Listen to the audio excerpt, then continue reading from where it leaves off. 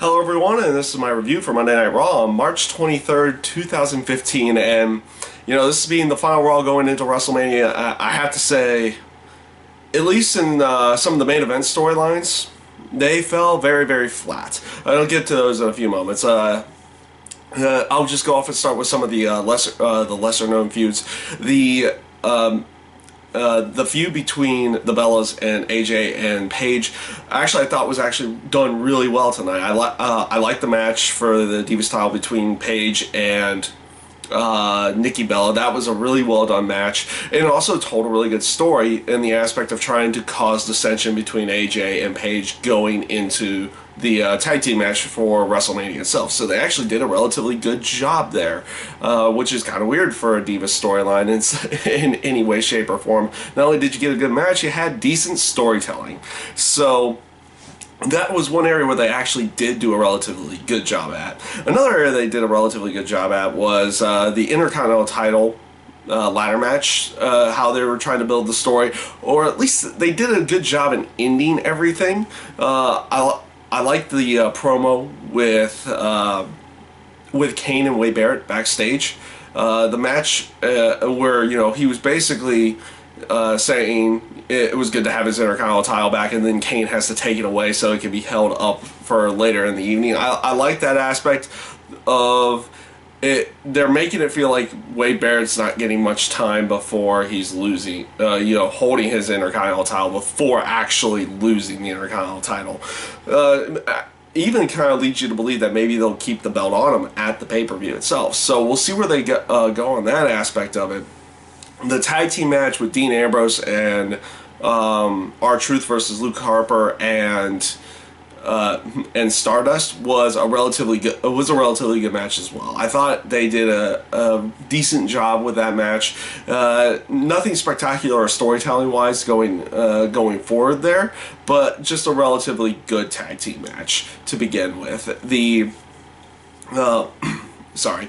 And also to go off with the Daniel Bryan Dolph Ziggler match, another really good match. There was really no point of having Dean Ambrose there. They should have just had them have a match. Though I do like at the end, basically Dean Ambrose not making himself just as an over babyface. He was trying to get himself over in there and taking out Dolph Ziggler, which led into what I felt was a good ending towards this.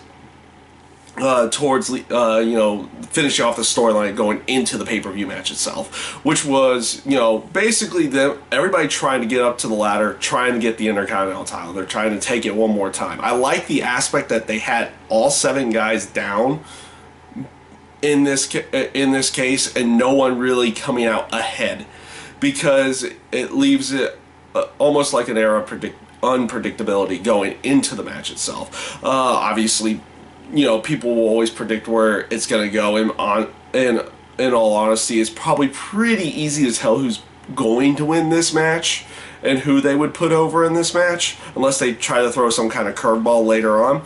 But I like the storytelling aspect that all 7 guys are down. No one really comes out ahead, because it doesn't lead you to believe that someone else is going to actually win this match at WrestleMania. It kind of leaves everything open going into the pay-per-view match itself. So I felt like they did a relatively good job there. Kid, Cesaro, Natalia versus Los Matadors and El Torito.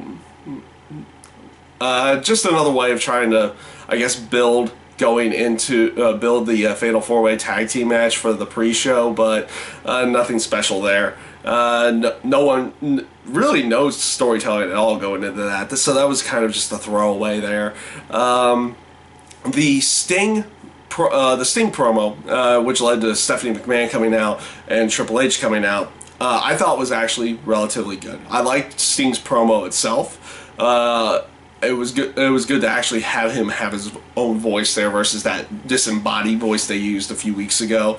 Also, I like the aspect of Stephanie McMahon coming out first before Triple H in there, just because you've seen promo and interaction with Triple H, and and Sting going, beforehand, before going into the pay-per-view, but you hadn't had that little snippet in there of one of the McMahons confronting Sting himself before, since he's come into the company. So I like that aspect that Stephanie McMahon confronted Sting. She delivered a relatively good promo on that sense. Also the blocking of the slap, leading Triple H out there. I liked where they went with this. Since you've seen interaction between Triple H and Sting, having them have a standoff here with the sledgehammer and the bat was probably a far better idea, just because you've had that interaction, you've had a conflict, and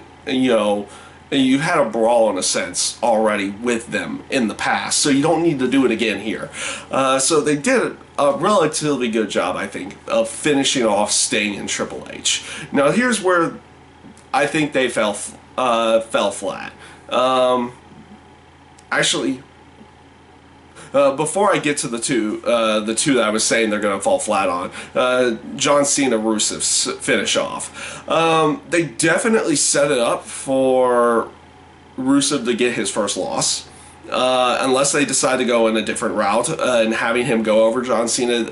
Having Rusev look strong and unstoppable going into the pay-per-view leads to a really good story for the match itself, and how can John Cena actually beat Rusev throughout that match. So they did a good job setting up that portion of the storyline. So unless they decide to continue on with Rusev's singles unbeaten streak, this is, or not being pinned, not being submitted type streak, I would say they did a good job of setting it up for John Cena to actually win the United States title at the pay-per-view itself. I don't really have a problem with that. It's kind of weird, you've seen top superstars going for the secondary titles, especially in this day and age. I mean, back in WCW's days and even WWF's days, you had top stars going after those titles after they've had world title runs.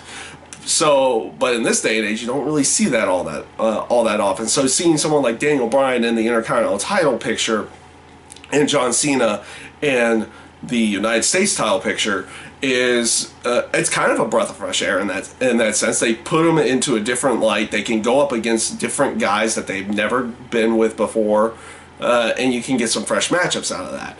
So I definitely am liking where. As another area on that, it also puts more importance towards those titles, the fact that top guys are there as well. So I do like how they finished off the storyline between Rusev and Cena going into the pay-per-view match itself. So like I said before, this is where I felt they fell flat on two of their main event type storylines. Bray Wyatt, Undertaker. I said it last week. You've done enough promo time with this that you need some kind of face-to-face interaction. It doesn't even have to be a brawl of any kind, but some kind of face-to-face interaction between the two of them going into the pay-per-view itself. We haven't seen Undertaker yet. Obviously, like I said before, most people are probably going to, be really amped up just because Undertaker's coming back in there. Me personally, big Undertaker fan, probably been my favorite character for as long as I've watched WWE, WWF, and any other type of wrestling in any way, shape, or form. But they needed to, to finish off this storyline, they needed to have some kind of interaction face to face, and they didn't do it this week. And that's where I feel like they fell flat. I wish they would have gone that route versus the promo with Bray Wyatt. Though I mean, in a sense, production-wise, they did a really good job here with having the whole thundering and making it feel an ominous presence around Bray Wyatt this week during his promo came off really well. But like I said, it falls flat on the aspect that you have had no interaction between the two of them face to face before the actual pay-per-view match itself. That's where I feel like they fell flat, and this is where they And that leads to kind of a disappointing aspect going into WrestleMania with this final Raw. The other area they fell flat on, well, obviously Paul Heyman's promo was great, again. Then again, he's done a really good job of selling this match. Where they fell flat with Roman Reigns and Brock Lesnar, where I said before with Undertaker and Bray Wyatt, you may not necessarily needed a brawl of some kind, but you know, to emphasize their match going into the pay-per-view. But with Lesnar and Reigns, they needed that you had a face-to-face. You needed a small brawl. And I get what they were going for with how they ended Raw with the two of them. That, you know, not necessarily having one of them go over the other, so people are thinking it's like, oh, this person went over on Raw, so the other's going over on the pay-per-view. So I get where they're going with that. They could have still done some kind of small brawl between the two of them, neither one of them really getting the upper hand at all, and then they get broken up or something in that sense, and you would have Raw ending with both of them being held back, and it could lead into a good sense of, you know, the type of fight that you would expect going into the WrestleMania match itself, or at least the way that it would be performed between those two guys. But instead, you had this stupid-looking tug of war over the title like they're two little children, and it just didn't come off. It did not come off well. I did not like this ending in any way. I mean, I like the aspect that they're trying to make it look like, okay, not one of these guys is going over in this case, so you can't lead your predictions based on that.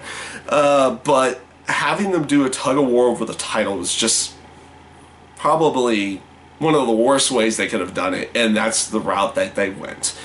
So, like I said before, they did a good job in certain cases with storylines. I mentioned that before at the beginning of the video as well. I feel certain aspects of Raw was really well done. It was just towards their two of their main matches, they fell extremely flat, and it left you kind of with a disappointed taste going into WrestleMania. And that it's a very unfortunate thing, because obviously most people do get amped up during the WrestleMania time. And I feel that's usually when they're at their best writing. You know, the best, coming up with the best storylines going into the pay-per-view, and they do a really good job on almost all of them going into the actual pay-per-view itself. They've done good on some, they have done quite poorly on others. And I mean, that's all you can say. Hopefully you get a very good WrestleMania in the terms of how they tell their stories through their matches. So hopefully those will end up being really good. I would expect them to be, because most of the time WrestleMania brings out the best in a lot of these guys, and puts forth a different type of effort. Not that they don't put a heavy amount of effort into everything else that they do, but it puts up a little bit higher emphasis that they need to be spot on with everything they're doing, whether it's storytelling in the matches or the spots that they're going to do in the matches. You get a very high emphasis on that work rate at that point in time.